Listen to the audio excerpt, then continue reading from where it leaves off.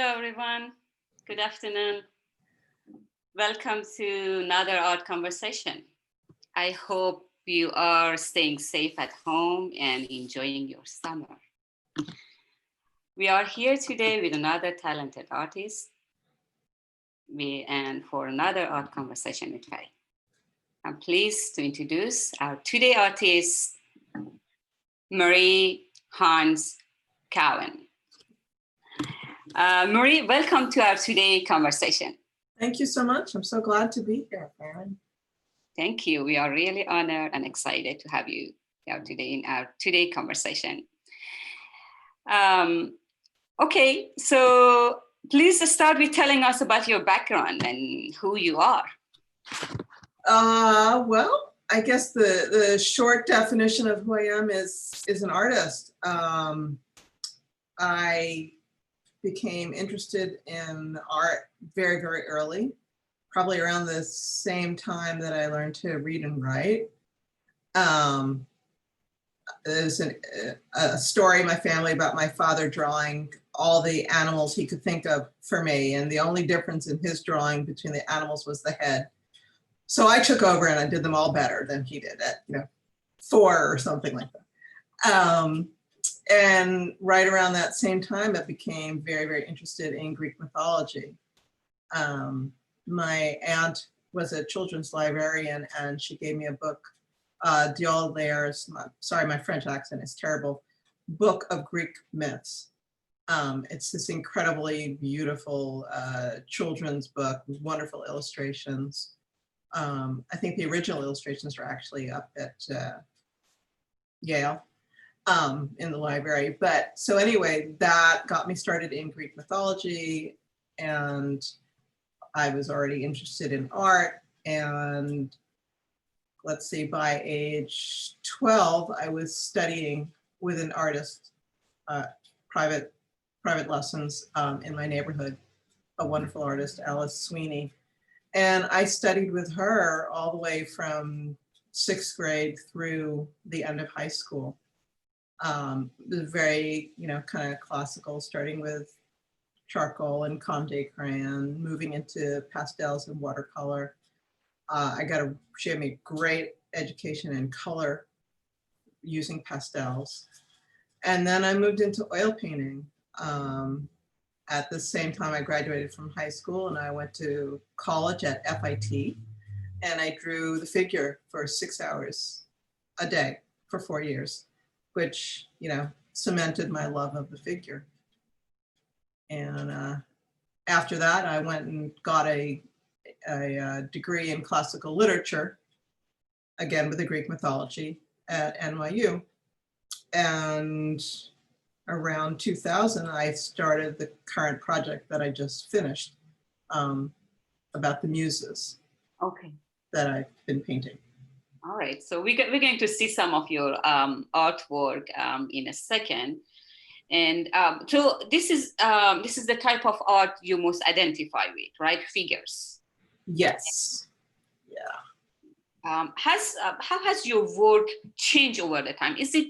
Does your work change at all over the time? This is like something you used to do from beginning. You mean the figure or the? Yeah, I mean. Yeah, I've always been interested in the figure. I think it's changed in terms of well, at one point I was very interested, still I'm very interested in silk screening, which, doesn't give you the same painterly blending qualities that you can get with oil painting. It's also a little bit more, I guess the kind I like to do is a little bit more illustrative, so it's more color block type. So I think over time my painting kind of developed a lot of hard edges between colors to some extent. So I guess, I kind of developed an eye for separating colors and deciding on what colors I wanted to utilize in the painting to tell the whole story, without, completely, having a very modeled technique. Same, like, the subject stays the same. I The mean, subject, yeah, it's more the way I handle the paint.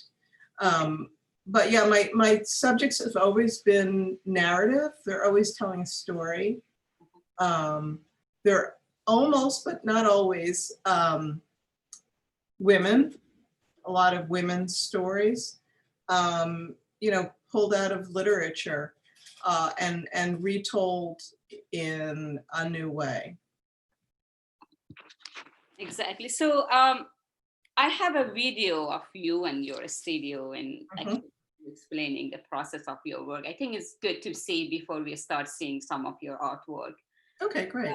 Play this video, which is very, I think, nice, showing your video, your studio, how you work, and the process of your work. Then we can. Here's my studio. Yeah. Let me give you a brief overview of it. It's really crowded right now because I haven't put away any of the paintings from my last exhibit. But you can see I've got my small easel out. The large easels are buried behind the paintings. This is my painting table where I place my palettes and brushes. This is my oil paint cabinet. One drawer for warm colors and one for cool.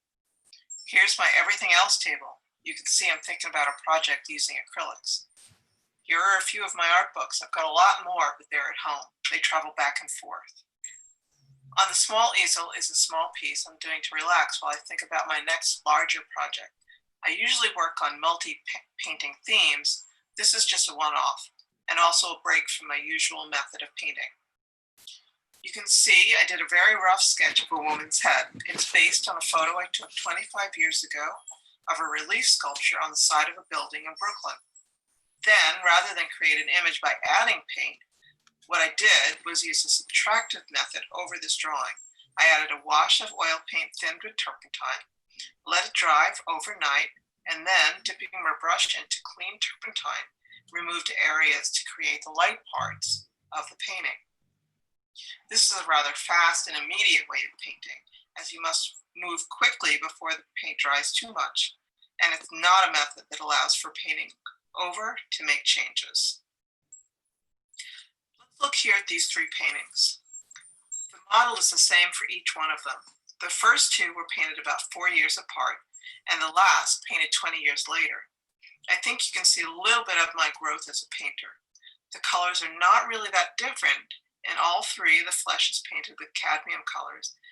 The poses are not that different. In fact, number 1 and number 3 were based on photos taken in the 80s from the same modeling session. It's my manner of painting that varies a bit. In number 1, the figure is painted very softly.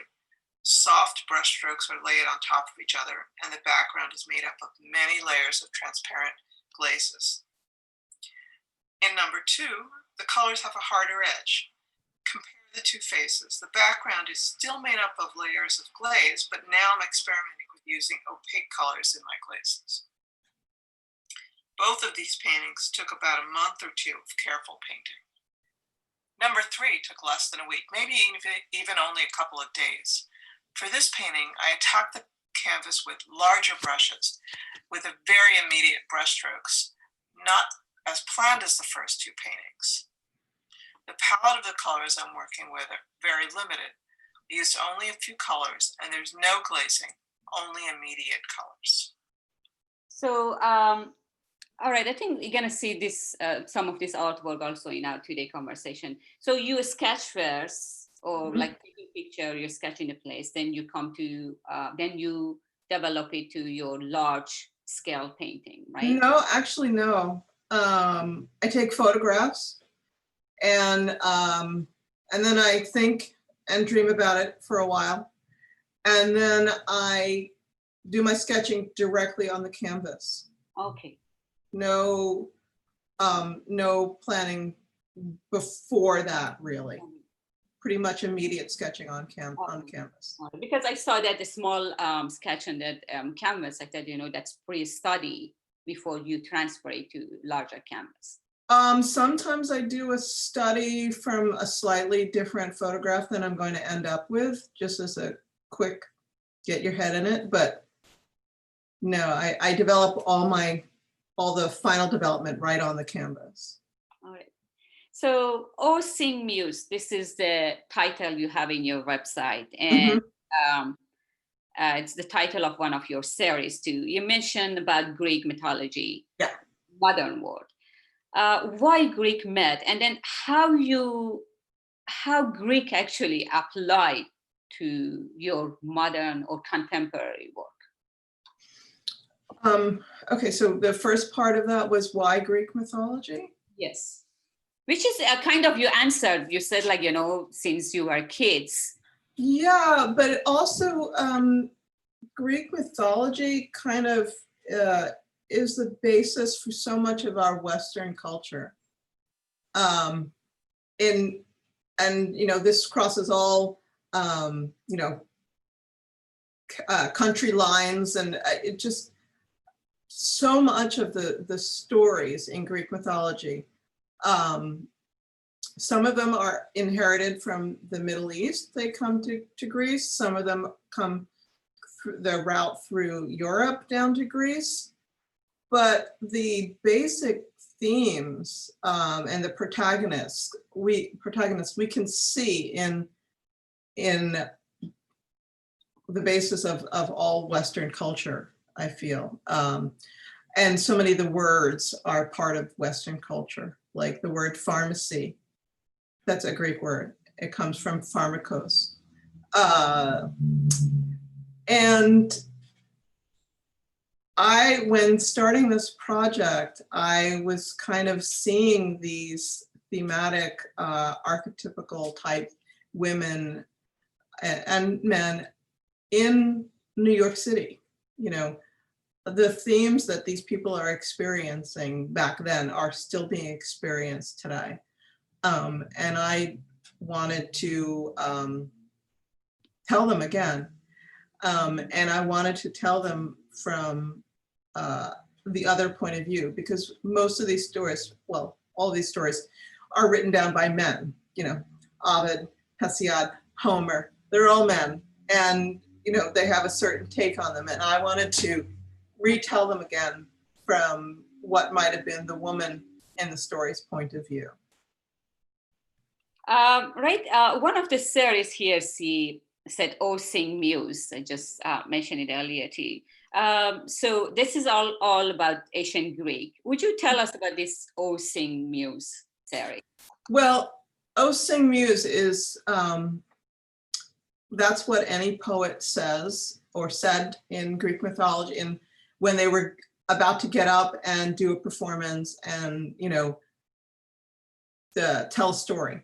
Because basically the muses were the Greek deities who provided the arts to the artist.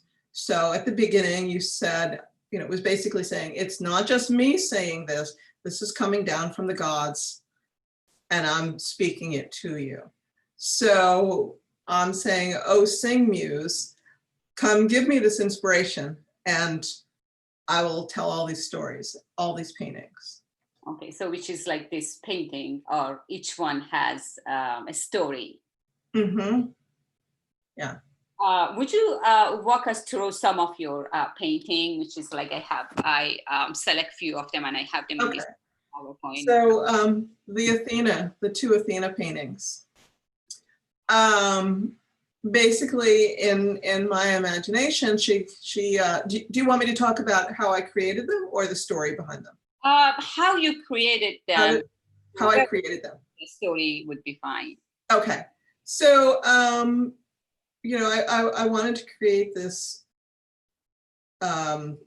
dynamic, almost superhero-like figure who marches into my studio and demands to be painted. So here we have this woman, and she's holding the helmet, and she's wearing a bright blue shirt that's very superhero, cartoon like. She's got this very stylized skirt with the circles on it. She's got the strong stance. And, you know, I kind of exaggerated, I think, her pose. And then I created this shadow behind her, which is made up of all these squares of paint colors. And that is kind of a, I didn't even notice it until somebody told me later on. That's kind of a reaction to my commercial work. So it's kind of the palette you see in digital painting programs of all these colors you can pick from. So, you know, I drew all this out with charcoal. Then I put a wash of paint, the underpainting, which was the opposite colors and what you see here. So all my underpainting, I don't do it in neutrals. I do it in primary and sometimes complementary colors. So anything that's cool, that's going to end up being a cool color in the end, I paint in a warm underpainting and vice versa. Yeah. So I mean, what are those writing around? Because I saw in many of the exhibitions. Well, that's the story about what happened. So I'll read it. So Athena showed up in the studio too, marching, stamping across the floor, shoulders thrown back, helmet under her arm, standing at parade rest, intimidating and antagonizing the cat. She demanded to be immortalized, as if she needed my help in a painting. So this whole series is about how the Greek deities show up in modern, you know, dress, modern form in my studio and ask me for things. Athena being one of the ones who comes in and demands to be painted. Actually, in a review published by Poetry Society, also said how you got your idea. It said you get your idea from different story by looking at them and by looking at them from different point of view. Yeah. Which, these are some of the story you create, right? So each artwork of you follow some stories. Yes. Yes. So this is Nike, and Nike is the goddess of victory. That's why Nike sneakers are called Nike, so you can have victory while wearing them, I suppose. And this painting was inspired by a public works project in the Bronx, the very top of the Bronx. There's a statue of Nike, and she's on this incredibly tall column, you know, hundreds of feet in the air, with her arms outstretched. Yes, it's this one? that one, yeah, that's her in the Bronx. So I saw it and I just had this vision of this woman, you know, wearing a little black dress and a gold bolero jacket, jumping off her pedestal and going to a party in the Bronx somewhere. And this actually is another person I know, another woman I know who is very tall and light, and she just looks like she could just float away, like, you know, she's not heavy enough to be weighed down by gravity, and just seemed like a perfect, you know, Nike on the, you know. So the model you choose are the people you know, right? Yes, they're all people I know. Yeah. And also you mix painting with poetry. And yes. Then you paint based on a poem, or you choose a poem based on your painting? No.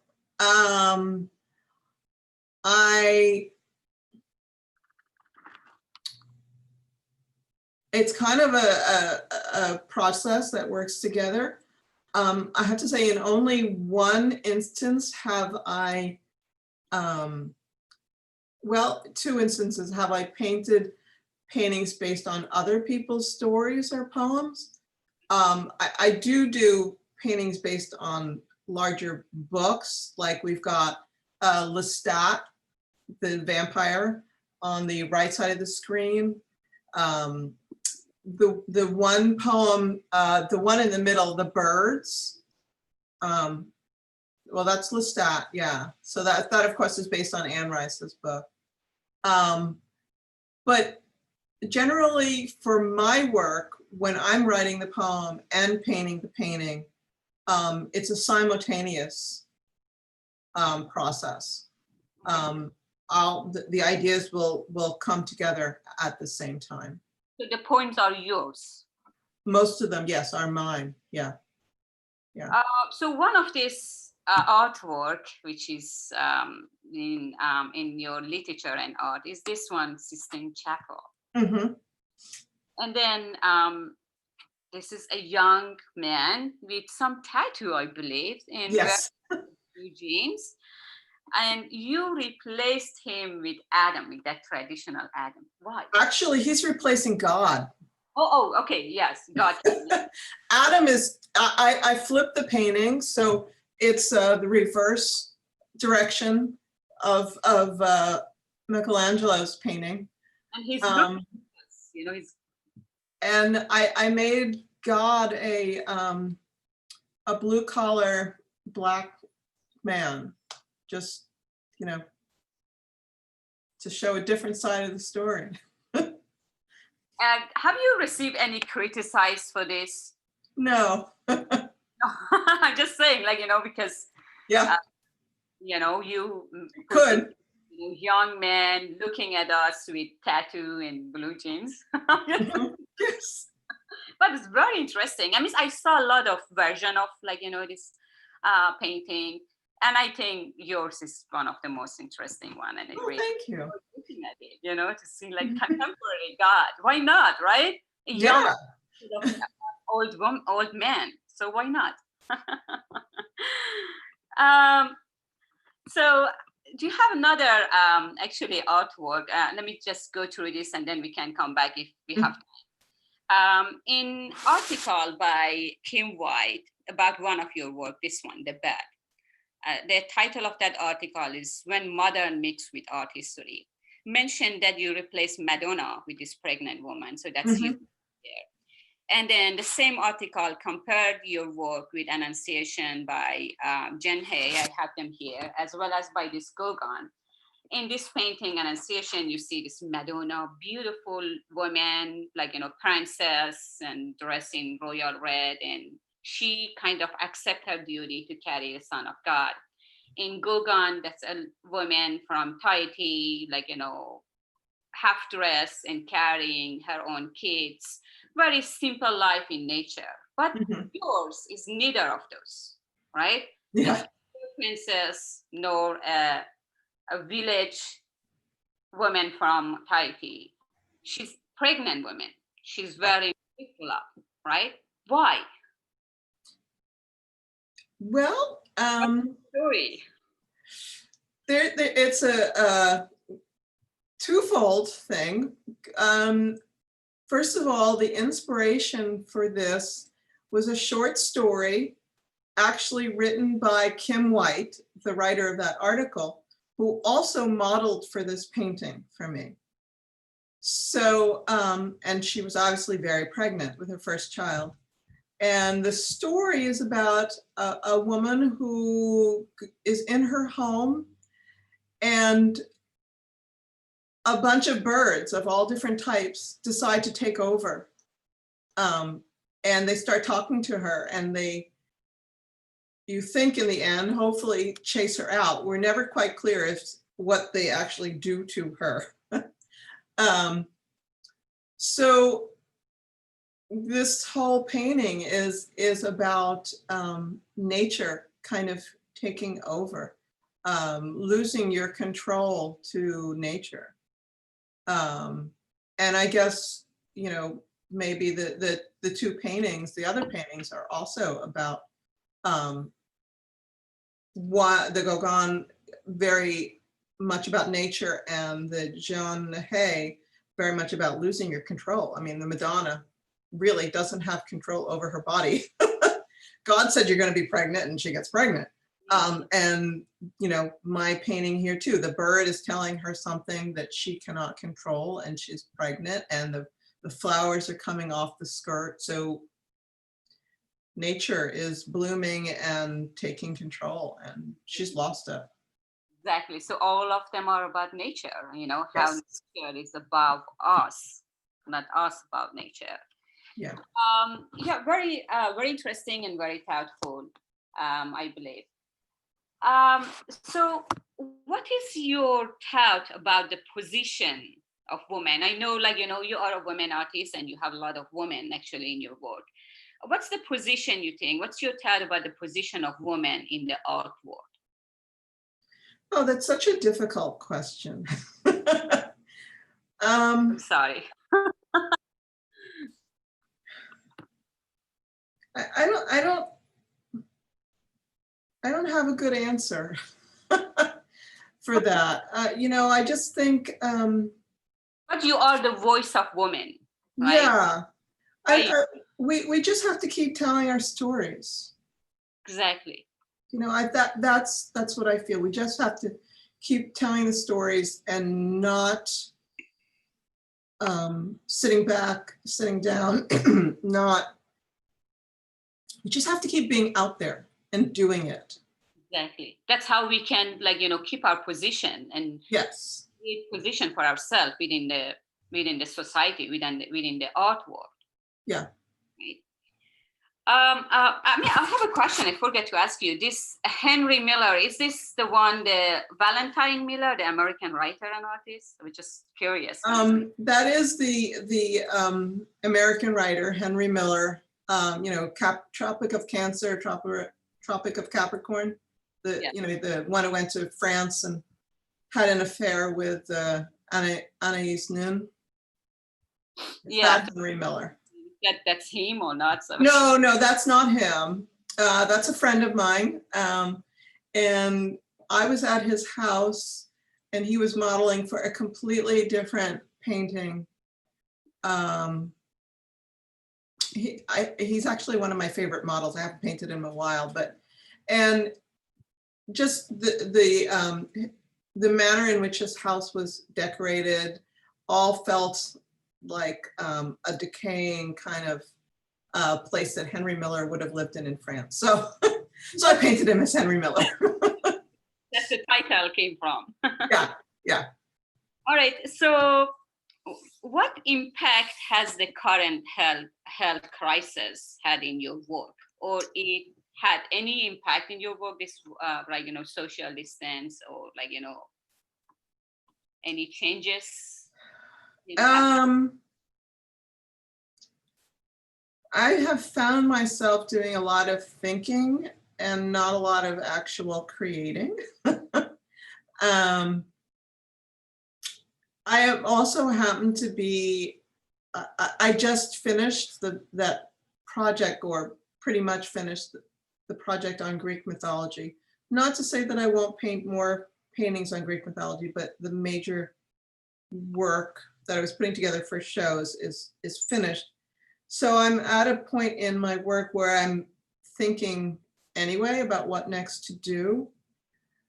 But I think what this whole crisis is leading me into is work that doesn't have people in it.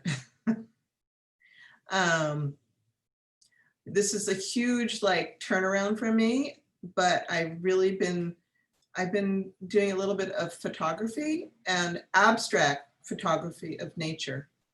Okay. So that's where it's put me.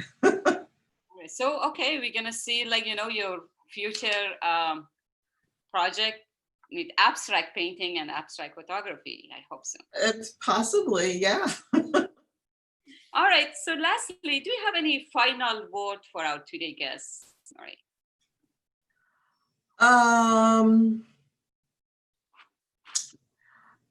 Let's see, I don't know. Color is so exciting. I love color. Yeah, I love this painting. I'll just jump into talking about these two paintings. These are two of my last paintings, and there's a lot of the whole background is is not paint. The background is metallic powder. And it's so fun to put it on. I just put layers and layers of glue and layers of sprinkled on metallic powder. And it's really, and the story behind that is another turning around of an ancient tale. It's the story of chaos, how chaos creates the world. Chaos is a figure in Greek mythology. And he's, of course, I'll try my thing over and then I have to start. oh, okay. So this is the information if you want to reach out to Marie. You can reach out through her website. Thank you. This concludes our today conversation, and I hope to see you next week, next Friday, with another artist. Thank you, and have a great weekend. Bye. Bye.